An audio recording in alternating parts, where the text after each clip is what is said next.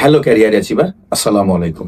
আপনার সিভিতে রেফারেন্স হিসেবে আপনি কার নাম ব্যবহার করবেন বা কাকে আপনার রেফারি হিসেবে দেখাতে চান, সেক্ষেত্রে রিক্রুটার যেটা প্রথম পছন্দ করবে সেটা হলো আপনার গত অফিসের সুপারভাইজার অ্যান্ড ডিপার্টমেন্টাল হেড। অর্থাৎ আপনি বিগত যে অর্গানাইজেশনে কাজ করেছেন সেই অর্গানাইজেশনের আপনি যার কাছে রিপোর্ট করতেন তাকে এবং ডিপার্টমেন্টাল হেডকে যদি আপনি রেফারেন্স হিসেবে ব্যবহার করেন, এটা আপনার জন্য সবচেয়ে কার্যকরী হবে। আর 2 নম্বর হচ্ছে ফ্রেশাররা হচ্ছে আপনারা যেখানে ইন্টার্নশিপ করেছেন বা ইন্ডাস্ট্রিয়াল অ্যাটাচমেন্ট করেছেন সেই সুপারভাইজারের নাম এবং ডিপার্টমেন্টাল হেডকে আপনার রেফারি হিসেবে ব্যবহার করতে পারেন। এবং রেফারেন্সে আপনি কি কি ইনফরমেশন ব্যবহার করবেন?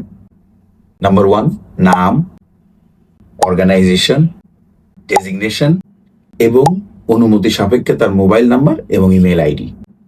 আপনি যদি মনে করেন যে এগুলো আপনি রেফারেন্সে ব্যবহার করতে চান না, সেক্ষেত্রে ছোট্ট করে লেখেন অ্যাভেলেবল আপন রিকোয়েস্ট। Thank you.